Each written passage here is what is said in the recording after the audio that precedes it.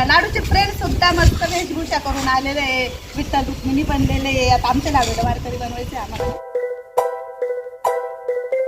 Hi hello सर्वांना, शुभ दुपार, नमस्कार. मी सुवर्णा आणि परत एकदा तुमचं सर्वांचं माझ्या एका नवीन मराठी ब्लॉग चॅनेलवर अगदी मनापासून स्वागत. आजचा दिवस तुम्हाला खूप छान मस्त आनंदाचा आरोग्याचा जाऊ दे हीच बाप्पांच्या चरणी प्रार्थना.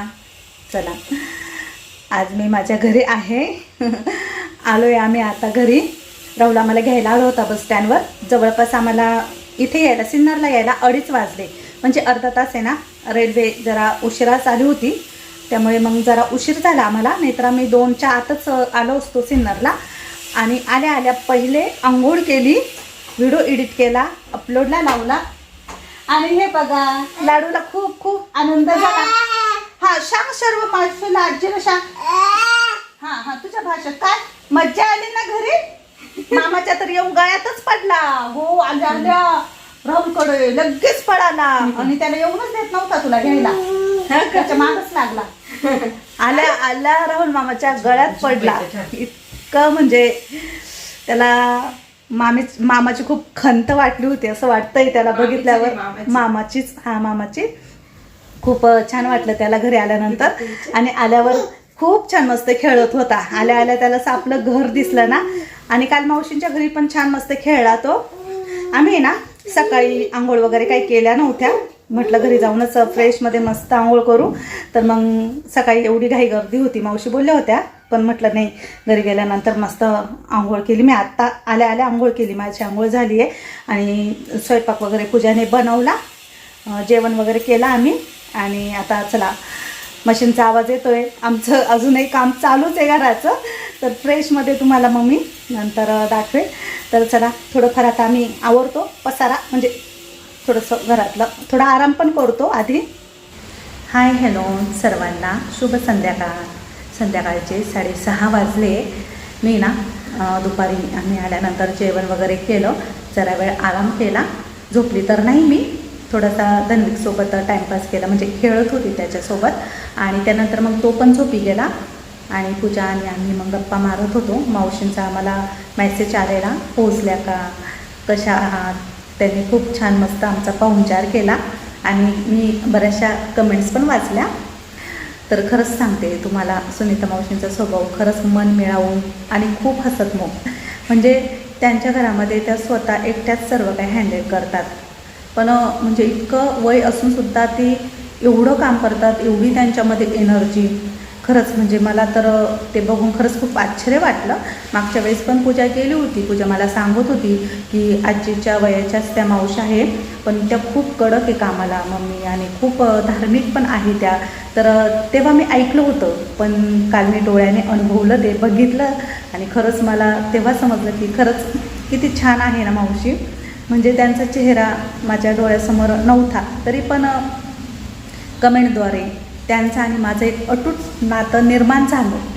खरं सांगते, मी आयुष्यामध्ये यूट्यूबच्याद्वारे खूप छान आणि प्रेमळ माणसं कमवली आहे, याचा मला खरंच कुठेतरी अभिमान वाटतो.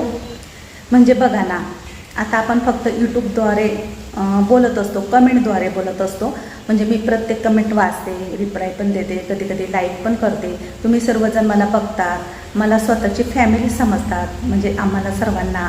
आणि मी जरी तुम्हाला बघितलं नाही, पण कधीतरी तुम्ही माझ्यासमोर आल्यानंतर एकदम आपलेपणा जाणवतो त्या बोलण्यातून. म्हणजे खूप छान वाटतं. आणि अशा बऱ्याचशा ताई आहे आणि खूप साऱ्या मावशी, म्हणजे वयाने माझ्या आईसारख्याच 78, 80, 75 वर्षाच्या, 60 वर्षाच्या, त्या सर्व मावशी आजी माझे व्हिडिओ बघतात. आणि जेव्हा ते मला म्हणतात की आम्ही तुमचे व्हिडिओ बघतो, आमचं इतकं वय, तर खरंच कुठेतरी मनाला खूप समाधान वाटतं की आपण आयुष्यामध्ये येऊन यूट्यूबच्या मार्फत का होईना इतकी छान माणसं कमवली, इतकी प्रेमळ माणसं माझ्या आयुष्यामध्ये आहे. आणि खरंच मला खूप छान वाटतं. बऱ्याचशा ताई मला म्हणतात की ताई आमच्या घरी या, घरी या. पण कसंही प्रत्येकाच्या घरी जाणं शक्य नाही आहे. पण योगायोग आला तर नक्कीच तुमची आणि माझी कधीतरी भेट होईल आणि मी तुम्हाला नक्कीच भेटेल. तर खरंच खूप छान वाटलं. सुनीता मावशींबद्दल सर्वांनीच कौतुक केलं आणि आहेच मावशी कौतुक करण्यासारख्या. आणि आम्ही ज्यावेळेस बस स्टँडवर आलो ना, त्याच्या आधी ना आम्हाला मिस्टरांनी कॉल केला होता की तुम्ही कुठपर्यंत आलेले. तर आम्ही सांगितलं की आम्ही नाशिक रोडला बसमध्ये बसलो आहे आणि नंतर मग बस स्टँडच्या जवळ येण्याच्या आधी पूजाने राहुलला कॉल केला की आम्हाला घ्यायला येईल. तर राहुलला पण खूप आठवण येत होती लाडूची, माझी, पूजाची, सर्वांचीच. त्याला पण असं झालं होतं की कधी मम्मी येईल, कधी लाडू येईल. आणि तुम्हाला त्याची रिॲक्शन सांगते, कारण मी मोबाईल काही हातात घेतला नव्हता ते सर्व काही शूट करायला. कारण पूजाकडे 3 बॅग आणि माझ्याकडे बाळ, कारण बाळाला असं गुंडाळलेलं होतं मी स्टोलमध्ये, कारण पाऊस होता नॉर्मल. लाईट पण गेली, अचानक लाईट गेल्या ना, अंधार झाला होता.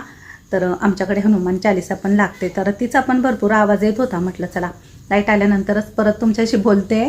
तर मी सांगत होते तुम्हाला की बसमध्ये, रेल्वेमध्ये चढताना प्रवाशांची गर्दी असते आणि त्यावेळेला माझ्याकडे बाळ असायचं, लाडू आणि पूजाकडे 3 बॅग्स असायच्या.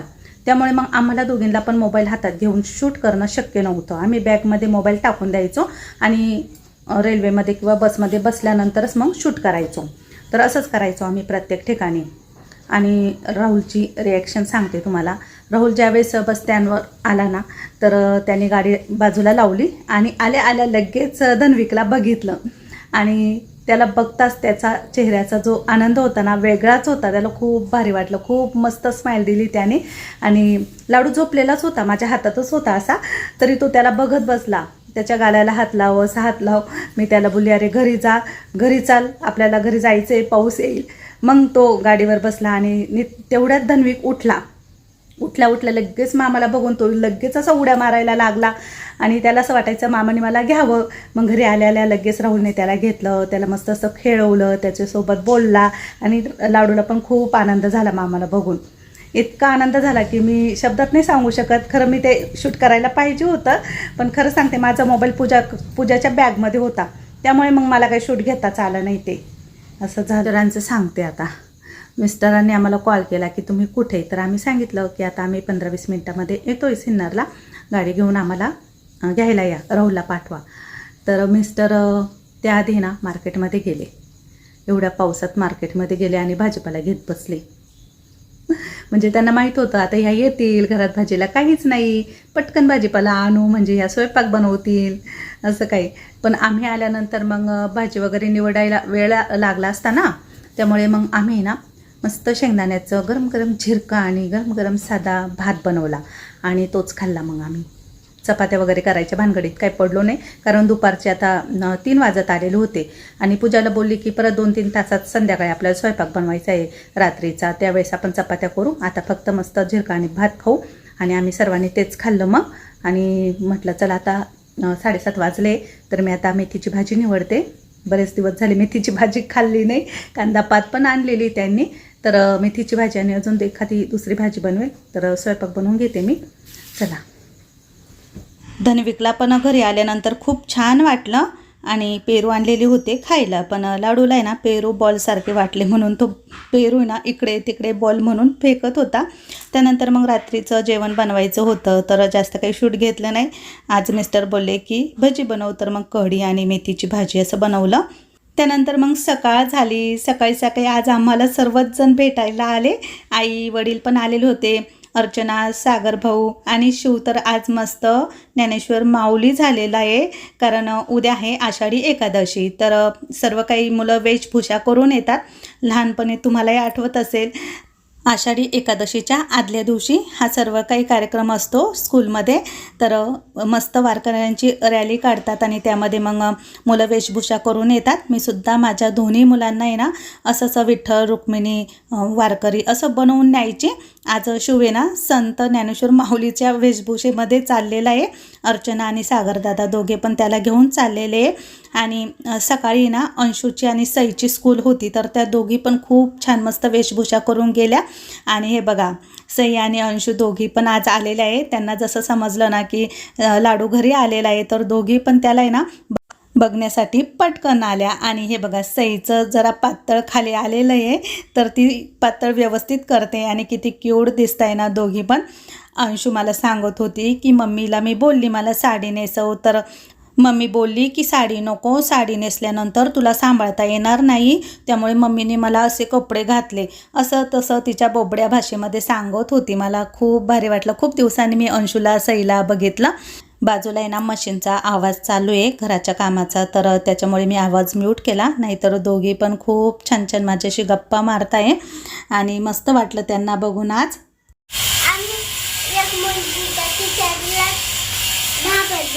घाबरली होती हा का?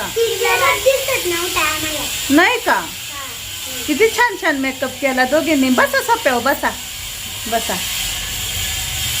लाडू येईल बरं का आता खाली. लाडूला पण मस्त वारकरी बनवायचे. जर तुमच्या मम्मीने तुम्हाला भाजी नसली तर तुम्ही घेऊन आणू शकता आणि कधी कधी एक्स्ट्रा पण आणू शकता. मग तुम्ही दोघींनी जेवण केलं का? हा. काय खाल्लं? भेळ. आणि तिथं शाळेत तुम्हाला दिलं नाही का काही स्कूलमध्ये? डबा खाता आणि आम्ही आमचं खातो. तुम्हाला खायला नाही दिलं काही चॉकलेट वगैरे? नाही. पाणी पण आम्ही आणतो. पाणी पण तुमचं? सई आणि अंशू आल्या आणि नंतर मग धन्विक पण खाली आला. पूजाने त्याला आहे ना आंघोळ घालायला वरती नेलेलं होतं. मग त्याची मालिश आंघोळ सर्व काही झालं. नंतर मग तो खाली आल्यानंतर सई आणि अंशू त्याच्यासोबत मस्त खेळत होते. तर हे बघा मस्त तिघे पण चटईवरती खेळताय. आता गारवा भरपूर आहे ना, तर मग आम्ही खाली चटई असं अंथरून देतो, म्हणजे मग धन्विक त्याच्यावरती खेळतो आणि अंशू आणि सई मस्त त्याला नादी लावत होत्या. तर चला आता मी वरती आली आहे. तर आमच्या घराचा जो कलर आहे ना, म्हणजे आधी पण 2 हात कलर मारलेला होता, पण शेवटचा 1 हात द्यायचा बाकी होता. तर आज ते कलरवाले आले आणि कलरचं काम चालूच होतं वरती. तर मला वरची पण क्लिनिंग साफसफाई करायचीच होती. आणि नंतर मग पूजाने मस्त सर्वांसाठी चहा ठेवलेला होता. तर बिस्किट खारी वगैरे आणलेलीच होती. सईला आणि अंशूला पण चहा बिस्किट दिलं. नंतर मग पूजाला तिच्या पप्पांना त्यांना सर्वांनाच खायला घेतलं. चहाचा आणि बिस्किटचा मस्त नाश्ता झाला सर्वांचा. आणि आज आम्हाला जायचं होतं फोटो स्टुडिओमध्ये. लाडूचं आहे ना मस्त फोटोशूट वगैरे करायचं होतं आज. हाय हॅलो सर्वांना, शुभ सकाळ. तर आमची सकाळ झालेली आहे. आम्ही सर्व घर आवरला, किचन आवरला, सकाळचं काम करत होतो आणि आता आमची 9:09 पण झाली है ना. आता आम्हाला मस्त छान छान वेशभूषा करायची आहे, वारकरी बनायचं आहे. त्यासाठी आता आमची तयारी चालू आहे. बाहेर जायचं आहे हो ना बाळा? जायचं बघा तसं बघतोय. सर्व आजींना गुड मॉर्निंग बोल बाळा. टाटा कर, चल टाटा कर सगळ्यांना. अरे पिल्लू. आणि ना पूजाने तात्पुरता हा शर्ट घातलेला आहे त्याला, कारण त्याचे कपडे बदलायचे. स्वेटर घालूनच नेणार आहे आम्ही बाहेर, त्याला असं नाही नेणार. हां आता राहुल मामा जवळ जायचं, मग राहुल मामा आपल्याला नेणार. घर बघतोय का तू? ओ बाई, राहू बा हे बघा घर बघतोय तो, घर किचन बघतोय. तर सकाळी उठल्यापासून आहे ना आम्ही घराची क्लिनिंग केली, साफसफाई केली, कारण बरेच दिवस झाले घरातून बाहेर होतो ना, त्यामुळे लाडू तर त्यामुळे मग घर थोडंसं चकाचक मस्त सर्व काही पुसून काढलं, आवरलं. किचन ओटा सर्व क्लीन केला. त्या रॅक पण थोड्याशा पुसल्या आणि सर्व आवरल्यावर आमची आंघोळ झाली आणि मग आम्ही रेडी झालो.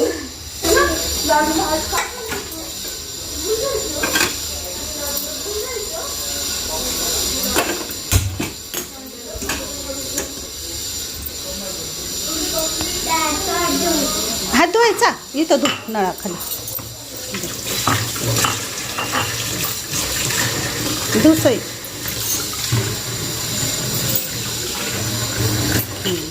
तर मी सकाळी हे सर्व काही भांडी ना घासून काढली. काही काचेची आहे, मिक्सरचं हे फूड प्रोसेसर घासून काढलं. आणि इथे आता माझा चहा उकळतोय. आणि आज मी सर्व किचन थोडासा स्वच्छ पुसून घेतला. सकाळी उठल्या हे काम केलं मी. ही रॅक पण स्वच्छ पुसून घेतली. आणि ह्या काचेच्या बरण्या खाली ठेवलेल्या होत्या त्या मी इथे ठेवल्या. आणि हे डब्याचे एकावर एक ठेवले. खूप जास्त पसारा झाला आहे सध्या किचनमध्ये, पण आता थोड्या दिवस वरती किचन रेडी झाला की मग पसारा राहणार नाही. आणि किचन क्लीन केला, घर स्वच्छ फिनेल टाकून पुसलं, तेव्हा थोडंसं मस्त वाटलं. घरात बाई माणूस नसले ना तर आपल्या घराची खरंच अवस्था बेकार होते. 2 दिवस जरी नसलं ना आपण तरी घर असं थोडंसं खराब होतं. तरी किचन ओटा वगैरे राहून स्वच्छ करून घ्यायचा. चला आता मी मस्त माझ्यासाठी चहा घेतलेला आहे. चहा पिताना आहे ना लाडूला घ्यायला लागतं एकाला तरी, कारण तो बाकीच्यांना मग पिऊ देत नाही. तर या तर मी थोडासा चहा घेतो. चहा घेते.